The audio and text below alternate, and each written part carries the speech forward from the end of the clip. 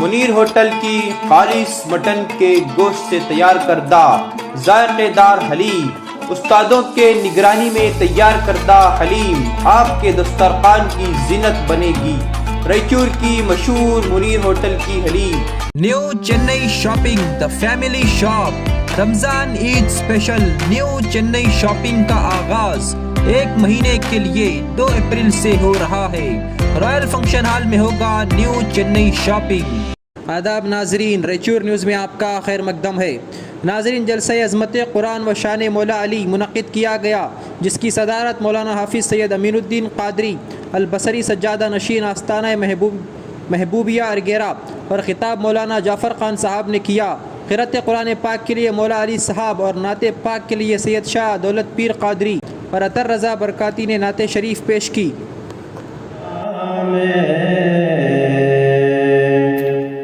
بخشش کی انتہا ہے،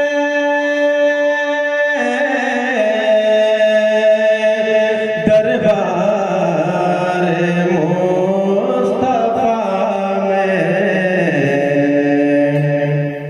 ہر درد کی دوا ہے، دربار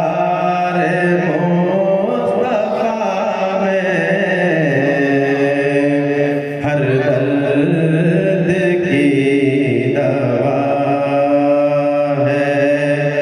دربار مصطفیٰ میں کہ صدیوں کے فاصلے بھی نہیں، آج محفل میں نیازی نعت جو میں نے پڑھی، آج محفل میں نیازی نعت جو میں نے پڑھی، عاشقان مصطفیٰ کو وہ بڑی اچھی لگی۔ مولانا صلی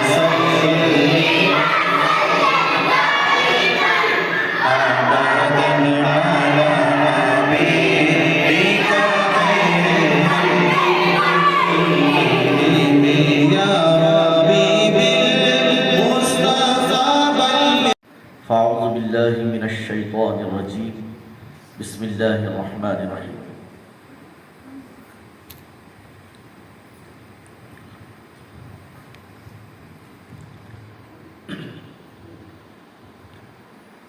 قل لا اسألكم علیہ اجرا الا المودۃ فی القربى، صدق اللہ العظیم وصدق رسولہ النبی الامین الکریم، ونحن علی ذلک لمن الشاہدین والشاکرین، والحمد للہ رب العالمین۔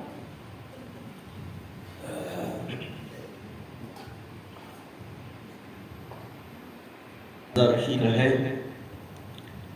آپ سبھی حضرات، آج کے اس مبارک اور مسعود موقع پر جو رمضان المبارک کے قیمتی ایام، اس میں ایک ایک لمحہ انمول ہے، اور اس میں پھر اللہ نے یہ پہلی تاخیرات ہمیں بخشی، پھر اس تاخیرات میں ہم نے اللہ کا، اللہ کے رسول کا، اہل بیت کا، اور اس رمضان المبارک کے روزوں کی فضیلت اور روزہ داروں کی اہمیت اور روزہ رکھنے پر اس کی فضیلت اور روزہ دار کی شان و عظمت اور روزہ چھوڑنے پر اس کی وعید اور اس کے عذاب کے تعلق سے بصیرت افروز بیان ہم نے فاضل جلیل مقرر بے بدل مولانا شاہ محمد جعفر خان صاحب قادری مدد اللہ العالی، خطیب مسجد بی بی حلیمہ سے سماعت کر رہے تھے، اور پھر بفضل تعالی حافظ صاحب کی کلام پاک کے بعد سید شاہ دولت پاشا قادری صاحب کی نعت رسول صلی اللہ علیہ وسلم، اور پھر जनाब मोहम्मद अतहर रज़ी साहब की मनक़िबत, ये सब हमारे ईमान को बालिदगी और रूह को ताज़गी और हमारे नेकियों में इजाफ़ा कर रही थी। वक्त काफ़ी हो चला है, मैं ज़्यादा वक्त नहीं लेता क्योंकि फिर सहर भी करना है और सहर के लिए वक्त बाकी है, मगर थोड़ी राहत होना ज़रूरी है।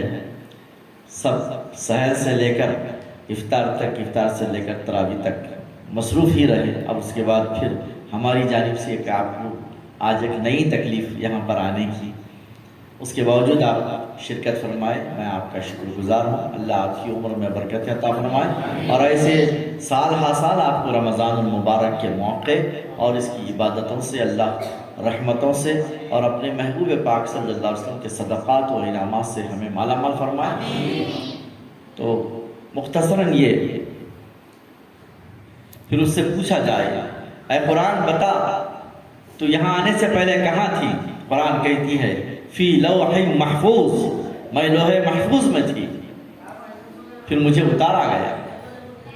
फिर उस कुरान से पूछो कि तुझे भेजा गया तो तेरे आने का मकसद क्या है? कुरान कहेगी इन्ना हाज़ल कुरान यहदी लिल्लती हिया अक़वम, मैं कायनात आलम में जितने बंदों को पैदा किया है रब दो आलम ने, उन सब की हिदायत के लिए आई है। एक खित्ते के लिए, एक कौम के लिए, एक मोहल्ले के लिए, एक बस्ती के लिए, एक शहर के लिए मुझे नाजिल नहीं किया गया, बल्कि सारी कायनात आलम की हिदायत के लिए मुझे भेजा गया।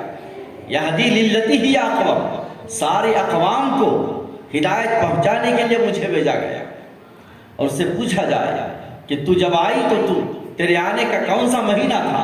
कुरान कहती है शहर रमज़ान अल्लज़ी उन्ज़िला फ़ीहिल कुरान, मुझे मुक़द्दस व मुबारक रमज़ान के महीने में नाजिल किया गया। उसे पूछो क्या ये किताब, ए कुरान, तुझे दिन में भेजा गया या रात में भेजा गया? कुरान कहती है इन्ना अंज़लनाहु फ़ी लैलतिल क़द्र, मुझे क़द्र वाली रात में उतारा गया। वमा अदराका मा लैलतुल क़द्र, लैलतुल क़द्र खैरुम मिन अल्फ़ि शहर, 1000 महीनों से भी अफजल वो रात है जिसमें मुझे भेजा गया है। तो ये कुरान है, कुरान की अज़मत ऐसी है, कुरान का मामला ऐसा है कि ये कुरान क्या है? हज़रत मूसा अलैहिस्सलाम अपने रब से इल्तिजा करते हैं कि मौलाए कायनात, मैं तेरे बंदों में कितना खुशनसीब बंदा कि इतने अम्बिया और रसूल आए दुनिया में, लेकिन किसी को भी शर्फ कलाम नसीब नहीं हुआ, किसी से भी तू हम कलामी नहीं फरमाया। लेकिन मेरी किस्मत कितनी बड़ी है कि तू मुझसे कलाम फरमाता है और मैं तुझसे कलाम करता हूँ, ये मेरी कितनी बड़ी शान है। मौला मैं आज जानना चाहता हूँ क्या ये शरफ मेरे बाद फिर किसी और को बख्शा जाएगा? तो अल्लाह पाक ने फरमाया ऐ मूसा सुनो, तुमने बहुत अच्छा सवाल किया, तुमसे पहले तो मैंने ये शरफ किसी को नहीं बख्शा।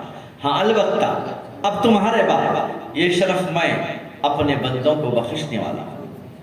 तो हज़रत मूसा ने फरमाया बंदों को बख्शने वाला या किसी एक बंदे को? रब ने फरमाया नहीं, बंदों को बख्शने वाला। मौला वो बंदे कौन होंगे? रब ने फरमाया वो बंदे मेरे हबीब की उम्मत ही होंगे। वो बंदे, रब ने फरमाया नहीं, बंदों को बख्शने वाला। मौला वो बंदे कौन होंगे? रब ने फरमाया वो बंदे मेरे हबीब की उम्मत ही होंगे। वो बंदे मेरे हबीब की उम्मत ही होंगे। हज़रत मूसा फरमाते हैं मौला उनसे तू कलाम फरमाएगा, पूरी उम्मत से कलाम फरमाएगा? अल्लाह पाक ने फरमाया हाँ मैं पूरी उम्मत से कलाम करूँगा। तो मौला वो जब तुझसे कलाम करेंगे तो किस वजीफे के बदले में उनको ये शरफ दिया जाएगा? किस नमाज के सदक़े में उनको ये क़ुव्वत अता की जाएगी? कौन सा ऐसा अमल होगा जिसके बदले में उनको उनसे तू बात फरमाएगा, कलाम फरमाएगा? तो अल्लाह पाक फरमाता है उनको कोई वजीफ़ा नहीं दूंगा, कोई नमाज के बदले उनसे बात नहीं करूँगा, बल्कि मैं अपने हबीब के सीने अक़दस पर एक कलाम नाजिल करूँगा, एक किताब नाजिल करूँगा وہ قرآن مجید ہوگی، اور اس کتاب کو میرے حبیب اپنی امت کو پڑھنا سکھائیں گے۔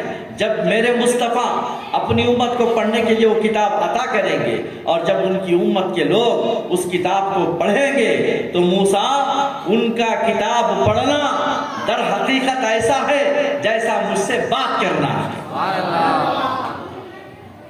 تم میں اور ان میں فرق یہ ہے کہ جب میں چاہتا ہوں تم سے بات کرتا ہوں، مگر وہ جب مجھ سے چاہیں گے کتاب کھولیں گے میرے سے بات شروع ہو جائے، کلام شروع ہو جائے۔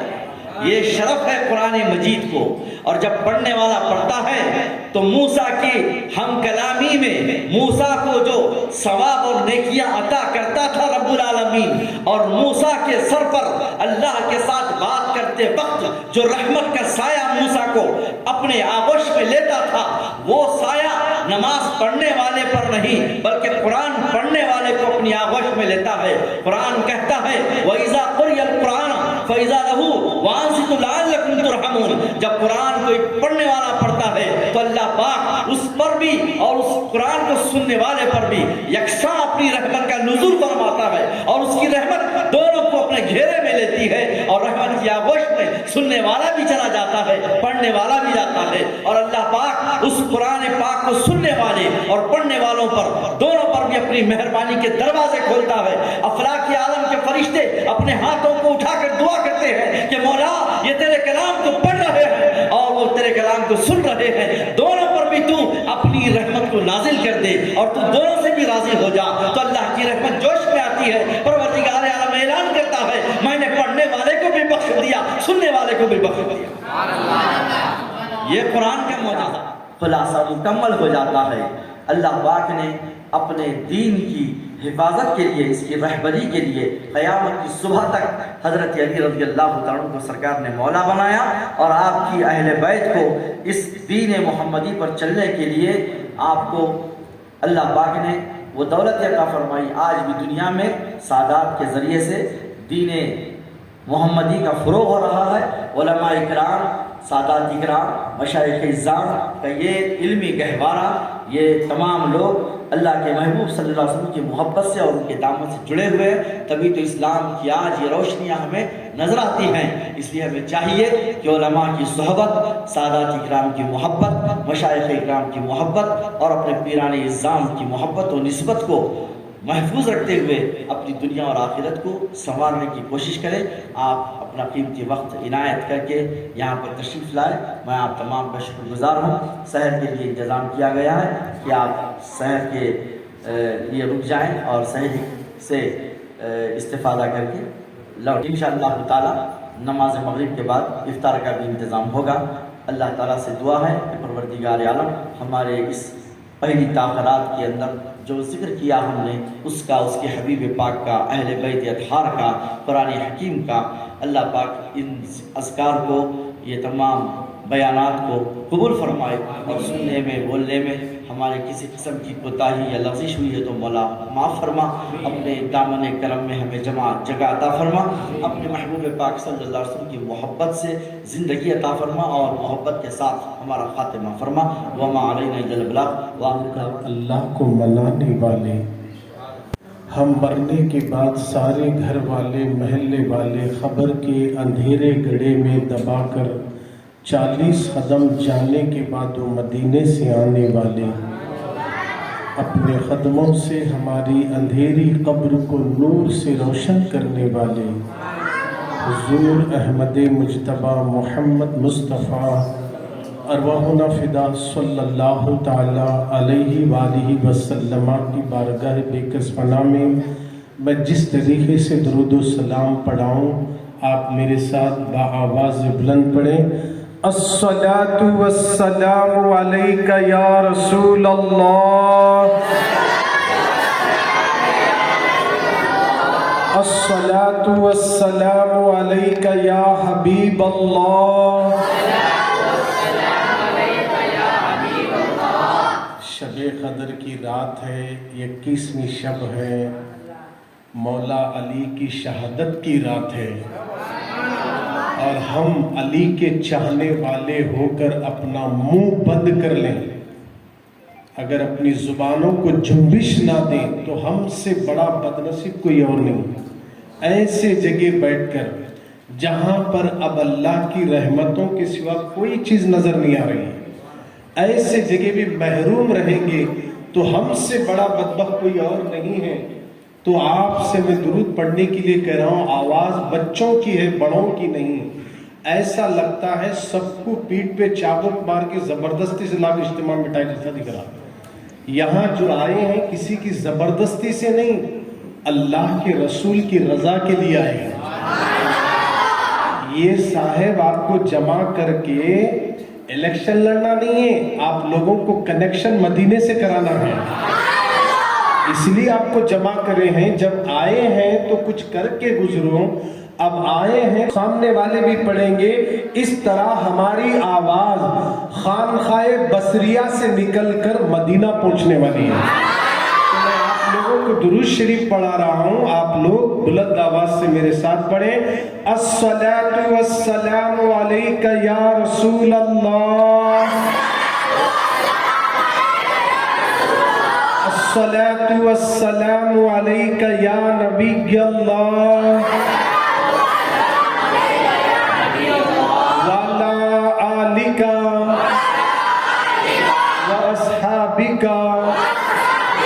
یا نور اللہ، سب کر دیں گے۔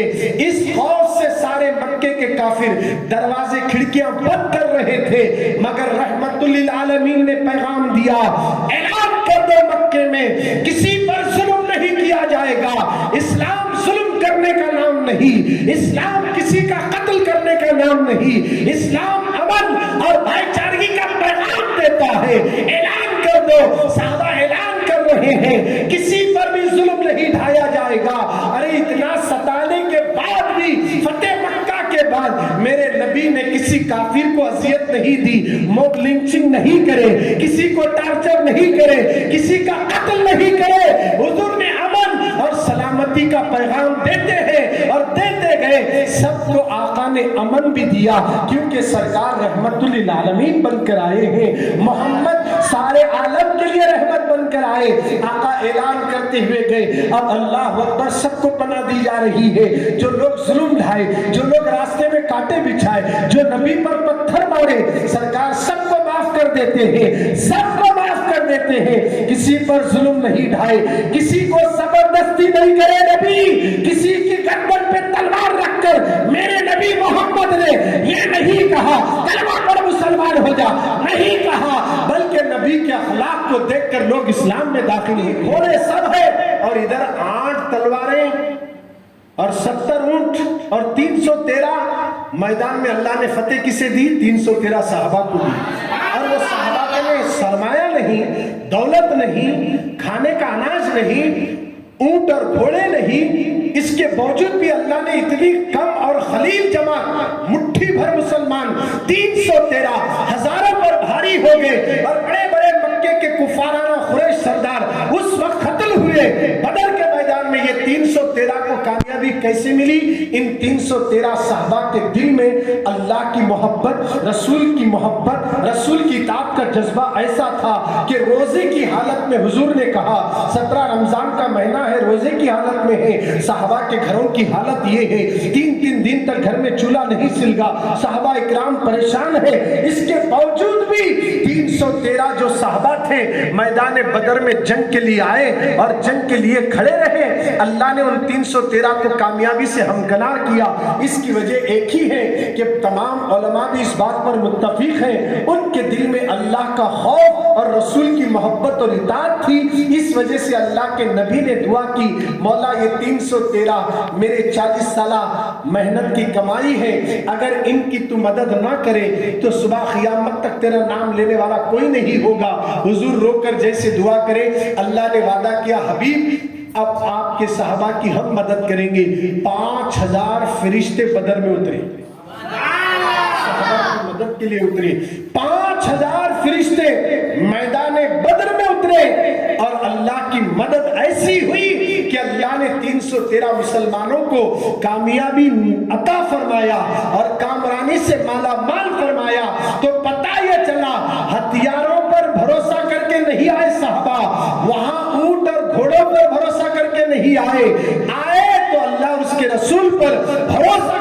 فرمائے اللہ نے ان کی مدد فرمائی. آج ہمیں بھی چاہیے اللہ اس کے رسول پر کامل بھروسہ کرے. مولا علی شیر خدا کوئی معمولی شخصیت نہیں. فتح مکہ کے موقع پر جب اللہ نے ہمارے نبی کو فتح عطا فرمائی, جب مکہ فتح ہوا تو سرکار بڑی شان کے ساتھ جب مکے میں داخل ہونے لگے تو کفار گھبرا گئے, لرزہ برندم ہو گئے. ہم نے مسلمانوں کو بہت ستایا, ہم نے ان کو بڑی تکلیفیں اذیتیں پہنچائی. اللہ اکبر, کہیں ایسا نہ ہو کہ اب یہ ہمیں گھر گھس کر مار ڈالیں گے, ہمیں قتل دیں گے, ہماری بچیوں کو ختم کر دیں گے.